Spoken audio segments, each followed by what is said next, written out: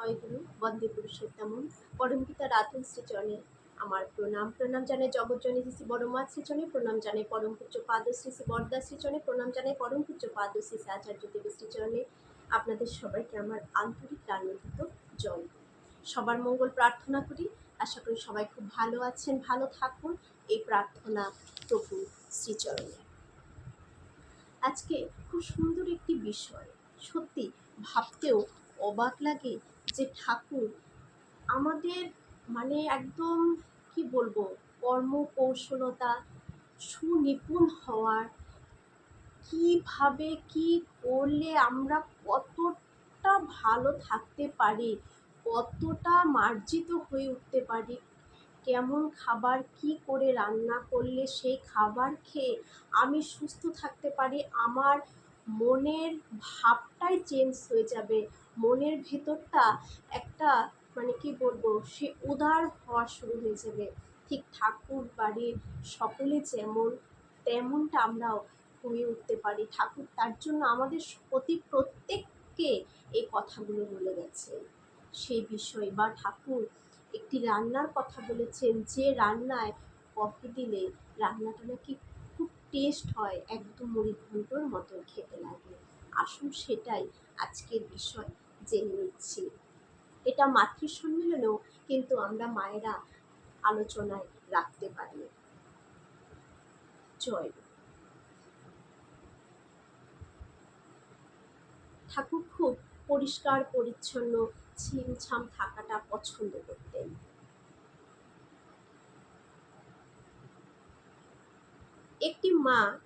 একটি মাকে ঠাকুর বললেন, তোর কাপড়ের রংটা তো করেছিস বেশ।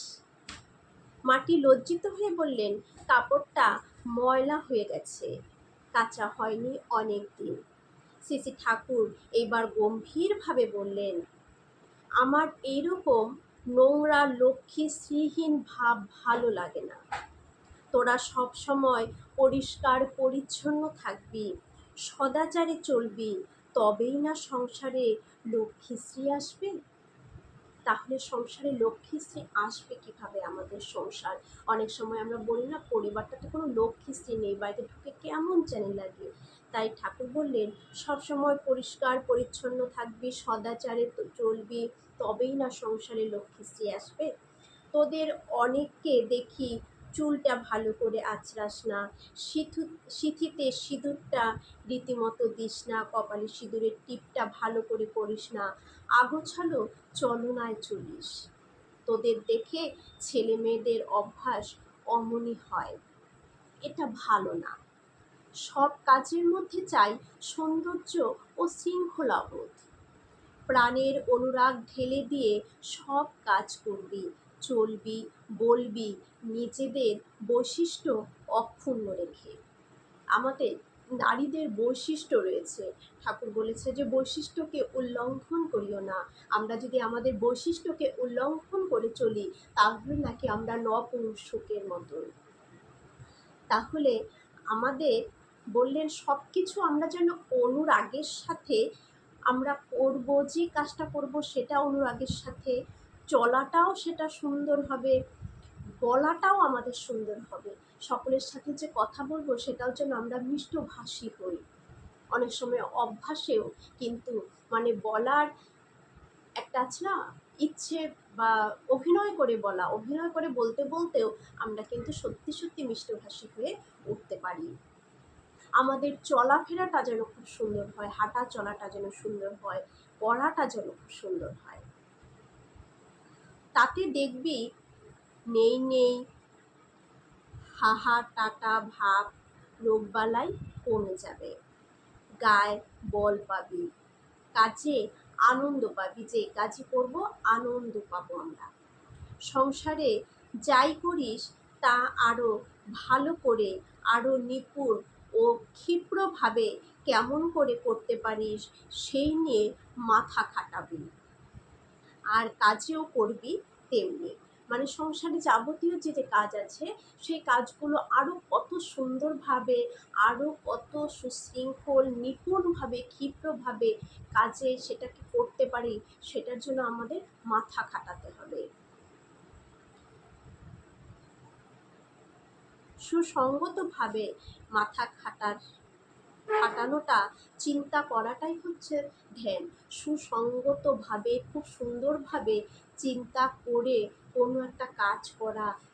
যেমন ধরুন একটা রান্নায় আমরা একটা রান্না করছি, সবসময় রান্নাটা করছি, সেই রান্নাটাকে আরও কত সুন্দরভাবে করা যায়, আরও কত সুস্বাদু করা যায়। অনেক সময় দেখবেন রান্না করতে করতে তখন আর কোথা থেকে শিখে নিতে হয় না, নিজের বুদ্ধিতেও সেই রান্নার বিভিন্ন কৌশল চলে আসে, যে এভাবে করলে হয়তো এটা ভালো হবে।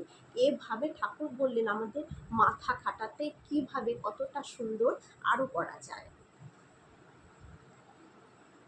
একজনের চলাবলা কাজকর্মের রকম দেখে বোঝা যায় সে নাম ধ্যান করে কিনা। একটা মানুষের তার চলাফেরা, তার আচার আচরণ, তার বলা, তার কাজকর্ম, ভাবনা চিন্তা সব কিছু দেখেই কিন্তু বোঝা যায় সেই মানুষটি কতটুকু নাম ধ্যান করে।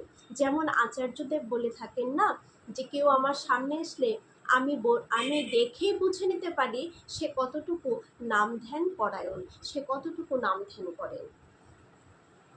নিয়মিত নাম ধ্যান যে করে তার সব কিছুই দিনের পর দিন সুষ্ঠু ও সুন্দর হবেই কি হবে। যে নিয়মিত নাম ধ্যান করবে তার জীবন ধীরে ধীরে ধীরে ধীরে সুন্দর হবেই হবে।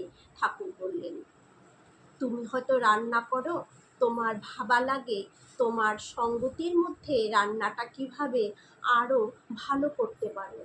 আমি রান্না করতে গেলাম, সবার তো সমান পরিস্থিতি নয়, অনেকের ঘরে হয়তো অনেক কিছু রান্নার কিছু থাকে, আবার অনেকের হয়তো সেরকম কিছু থাকে না, বা অনেকের অনেক প্রবলেমের জন্য অনেক কিছু ব্যবহার করতে পারে না। তাই যতটুকু আমার আয়ত্তের মধ্যে রয়েছে সে ততটুকু দিয়ে আমি রান্নাটাকে আরও কত সুস্বাদু হেলদি করে তুলতে পারবো, সেটা আমাদের ভাবা লাগে রান্না করতে গেলে। এই ভালো করে রান্না করার মধ্যে অনেকগুলি দিক ভাববার আছে। ভালো করে রান্না যে আমরা করব, এই রান্না করার অনেকগুলি দিক আছে ভাববার। তাই রান্না করতে গেলে কী কী ভাবতে হবে আমাদের, ঠাকুর সেগুলো বলে দিলেন।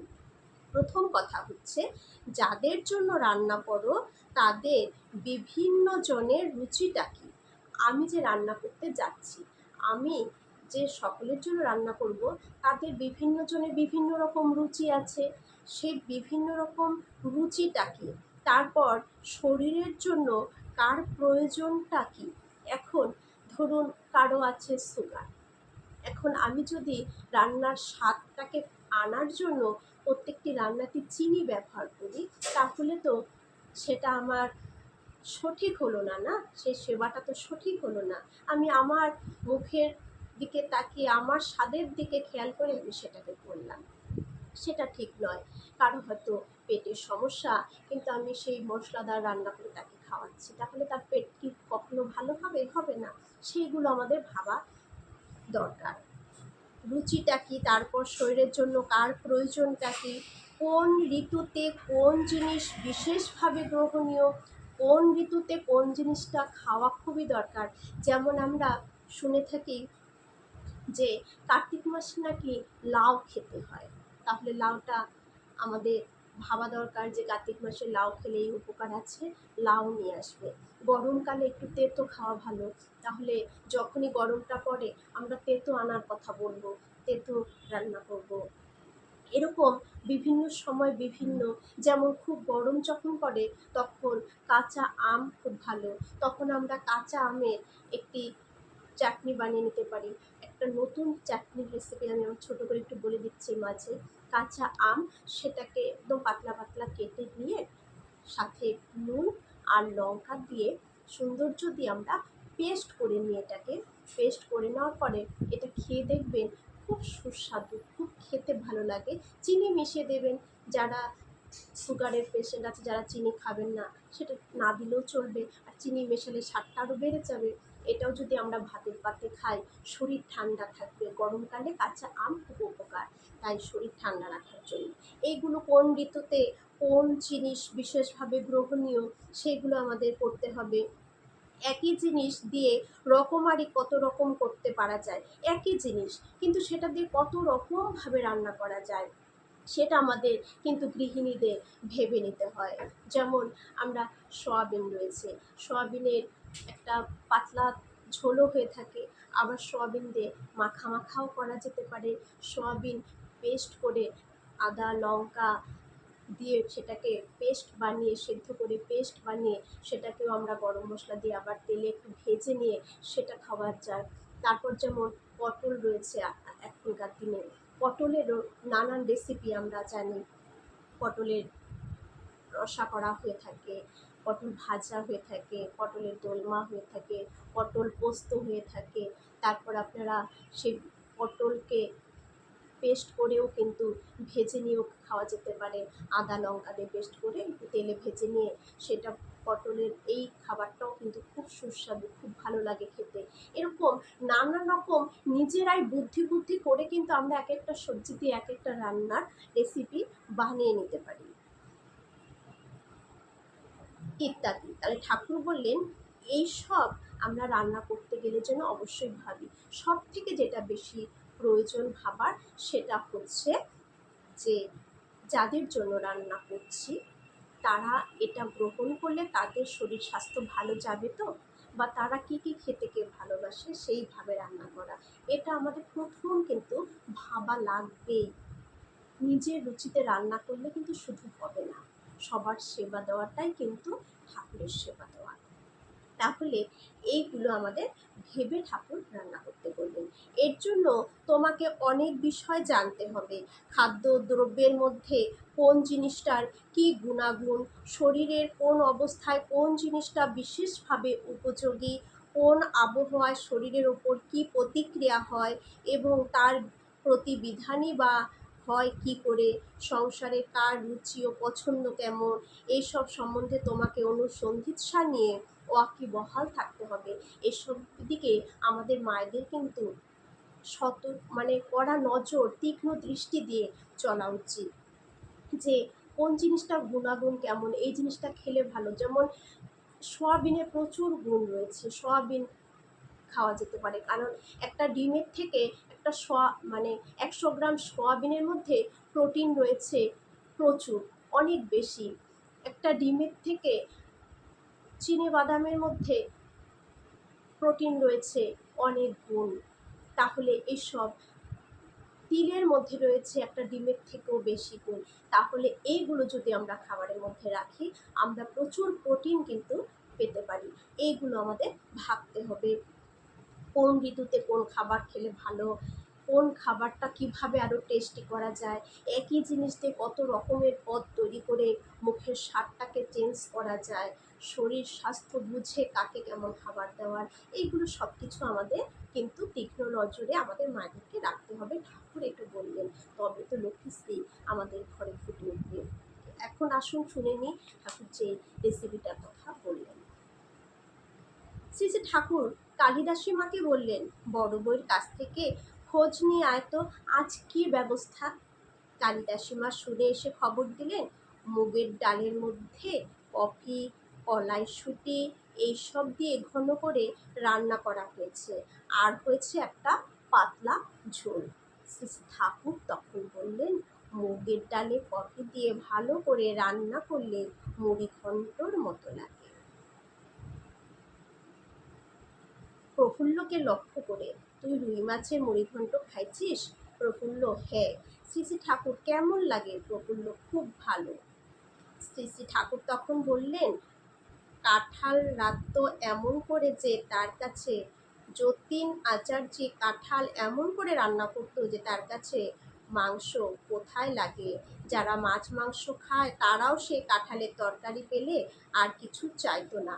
তাহলে আমরা একটা নতুন রেসিপি শুনলাম, যে মুগ ডালের মধ্যে কড়াইশুঁটি এবং যদি কফি দিয়ে ঘন করে মুগ ডালটা রান্না করা হয় সেটা খেতে নাকি দুর্দান্ত স্বাদ হয় এবং সেটা একদম মুড়িঘণ্টর মতো লাগে।